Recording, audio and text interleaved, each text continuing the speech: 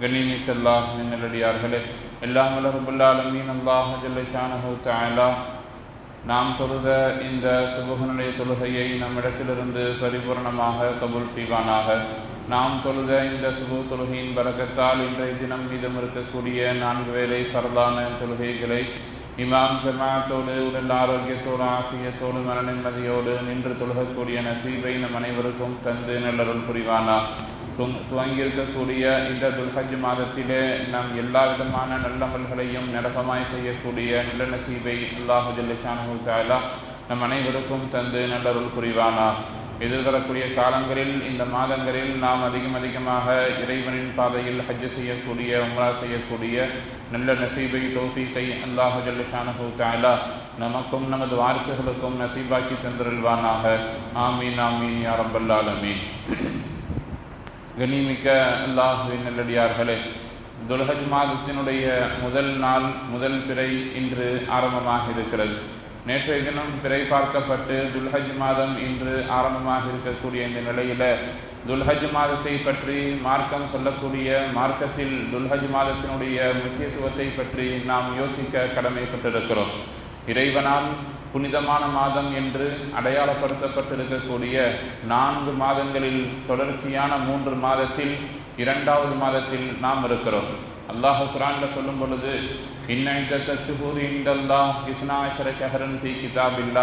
அல்லாஹுடைய பார்வையில் இறைவனுடைய கண்ணோட்டத்தில் மாதங்கள் என்பது 12ஆக இருக்கிறது. மின்ஹா அர்பஅத்துன் ஹுரும், அதில் 4 மாதங்கள் சிறப்பான மாதம்.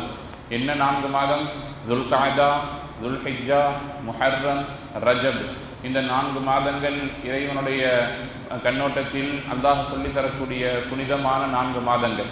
அதில் 1வது மாதத்தை நாம் நிறைவு செய்துவிட்டோம். 2வது மாதத்தில் இப்பொழுது இருக்கிறோம். இந்த துல்ஹஜ் மாதம் ஏன் சிறப்பு என்று பார்க்கிற பொழுது அதற்கு அடிப்படையில் ஒரே காரணம்தான் ஹஜ். அந்த ஹஜ்ஜை நாம் ஏன் கொண்டாடுகிறோம் என்று பார்க்கிற பொழுது அடிப்படையில் நபி இப்ராஹிம் அலைஹிஸ்ஸலாம் அவர்களுடைய அந்த தியாகத்தை அல்லாஹ் அங்கீகரித்ததன் விளைவாக உண்டானதுதான் ஹஜ்ஜினுடைய எல்லா அமல்களும். நபி ஸல்லல்லாஹு அலைஹி வஸல்லம் அவர்கள் சொல்லுவார்கள், அல்லாஹுக்கு இந்த மாதத்தில் செய்யப்படக்கூடிய அமல்கள் விருப்பமாக இருப்பதை காட்டிலும் வேறு எந்த மாதத்திலேயும் செய்யப்படக்கூடிய அமல்கள் அவ்வளவு விருப்பமாக இருந்ததில்லை என்று சொல்லியிருக்கிறார்கள். அதாவது இந்த மாதத்தில் செய்யப்படக்கூடிய அந்த அமல்களை மட்டும் அல்லாஹ் நேசிக்கிறான், வேறு மாதங்களில் உள்ளதை நேசிப்பதில்லை என்கிற பொருள் அல்ல. ஏனைய காலங்களில் ஒரு பரலை அல்லாஹ் ஒரு பரலுக்கான கூலியை தருகிறான் என்று சொன்னால், இந்த மாதத்தில் அல்லாஹ் தன்னுடைய அடியார்களுக்கு அவர்கள் செய்யக்கூடிய நல்ல அமல்களுக்கு பன்மடங்கு கூலியை தருகிறான். இமாம்கள் சொல்லும் பொழுது சொல்லுகிறார்கள், ரமலான் மாதத்தில் கடைசி 10 நாட்களுக்கு என்ன ஒரு சிறப்பு இருக்கிறதோ அதற்கு நிகரான ஒரு சிறப்பை இந்த துவங்கியிருக்கக்கூடிய இன்றிலிருந்து ஆரம்பமாக இருக்கக்கூடிய இந்த 10 நாட்களுக்கு அல்லாஹ் வழங்குகிறான் என்று சொல்லித் தருகிறார்கள். நபி ஸல்லல்லாஹு அலைஹி வஸல்லம் அவர்கள் துல்ஹஜ் மாதத்தில் முதல் 10 நாட்களில் செய்யப்படக்கூடிய அமல் அல்லாஹ்விடத்தில் மிக பிரியமானது என்று சொன்ன பொழுது சஹாபாக்களில் ஒருவர் கேட்பார், யா ரசூலல்லாஹ், வலல் ஜிஹாது ஃபீ சபீலில்லாஹ், அல்லாஹ்வுடைய பாதையிலே போர் செய்தல் என்பது இதைவிட சிறந்ததா அல்லது இந்த 10 நாட்களில் இபாதத் செய்வது சிறந்ததா என்று கேட்ட பொழுது நபி ஸல்லல்லாஹு அலைஹி வஸல்லம் சொன்னாங்க, இந்த 10 நாட்களில் அமல் செய்வது சிறப்பானதுன்னு சொன்னாங்க. இரண்டையும் நாம் ஒப்பிட்டு பார்க்கிறோம். ரமலானுடைய இறுதி 10, துல்ஹஜ் மாதத்தினுடைய முதல் 10 என்று பார்க்கிற பொழுது அந்த ரமலானின் கடைசி 10 நாட்களில் இரவினுடைய காலங்கள் எப்படி சிறப்பான ஒரு காலமாக இருக்கிறதோ அதை போல் துல்ஹஜ் மாதத்தினுடைய முதல் 10 நாட்களில் பகல் காலங்கள் சிறப்பான ஒரு காலமாக இருக்கிறது. அதே போல இரவினுடைய அமல்களும் சிறப்பானதாக இருக்கிறது. துல்ஹஜ் மாதத்தில் முதல் 10 நாட்களில் 10வது நாள் ஈது பெருநாளாக இருப்பதால் அன்றைய தினம் நாம் நோற்பது ஹராமான ஒரு விஷயமாக இருக்கிறது. அந்த ஒரு நாளை நீக்கி மீதம் இருக்கக்கூடிய 9 நாட்களிலேயுமே நாம் முழுமையாக நோன்பில் கழிக்க வேண்டும் என்று இமாம்கள் சொல்லித் தருகிறார்கள். அது சுன்னத்தான அமலாகவும் கூட இருக்கிறது. சுன்னத்தான அமல் துல்ஹஜ் மாதத்திலே ஆரம்பத்தில் 9 நாட்கள் தொடர்ச்சியாக நோன்பு நோற்பது. நபி ஸல்லல்லாஹு அலைஹி வஸல்லம் அவர்கள் நோற்றிருக்கிறார்கள். ஒரு சில ஹதீஸில் இப்படியும் வருகிறது, ஒரு ஆண்டு கூட நபி ஸல்லல்லாஹு அலைஹி வஸல்லம் அவர்கள் இந்த நோன்பை விட்டதில்லை என்பதாகவும் ஹதீஸுகளில் செய்திகள் பதிவு செய்யப்பட்டிருக்கிறது. அப்படியாக அமல்களால் அலங்கரிக்கப்பட வேண்டிய மாதத்தின் ஆரம்பத்தில் நாம் இருக்கிறோம் என்பதை சற்றே கவனத்தில் கொள்ள கடமைப்பட்டிருக்கிறோம். அடியார்களுக்கு அல்லாஹ் ஜல்ல ஷானஹு தஆலா வழங்கி இருக்கக்கூடிய இந்த ஆயுள் காலம் என்பது அவர்களுக்கான முதலீடு என்று சொன்னால், அந்த முதலீட்டின் மூலம் நாம் சம்பாதிக்கக்கூடிய லாபமாக நல்ல அமல்கள் இருக்கிறது.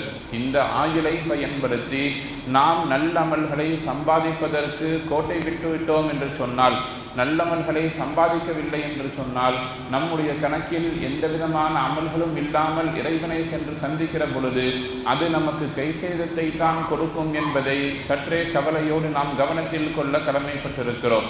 வெறுமனே பரலான அமல்கள் நம்முடைய கடமைகளை நீக்கி வைக்குமே தவிர மேல் மிச்சமான அமல்கள் தான் நமக்கு மீசானுடைய தராசிலே நன்மையை அதிகமாக நிறுத்தி நமக்கு சொர்க்கத்தை பெற்றுத்தரும்.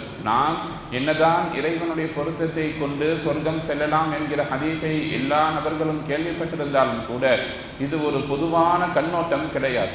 எல்லா நபர்களையுமே அல்லாஹ் கேள்வி கணக்கில்லாமல் சொர்க்கத்திற்கு அனுப்பிவிடுவான் என்கிற கண்ணோட்டத்தோடு நாம் நம்முடைய வாழ்க்கையை கடத்தி சென்று விட முடியாது. நமக்கு சுவர்க்கமா நரகமா, மறுமையினுடைய வாழ்க்கை நமக்கு எப்படி அமையப் போகிறது என்பதை தீர்மானிக்கக்கூடிய இடத்தில் நிற்கக்கூடிய விஷயம் என்னன்னு கேட்டால் அமல்கள், நன்மைகள். அந்த நன்மையை எடை போடுவான் அல்லாஹு ஜல்ல ஷானஹு தஆலா. நம்முடைய பாவங்களை காட்டிலும் நன்மைகள் கனத்திருந்தால் நம்முடைய மறுமை வாழ்க்கை வெற்றியாக இருக்கும். சொர்க்கம் கிடைக்கும், நரகத்திலிருந்து பாதுகாப்பை பெற்றுக்கொள்ளலாம்.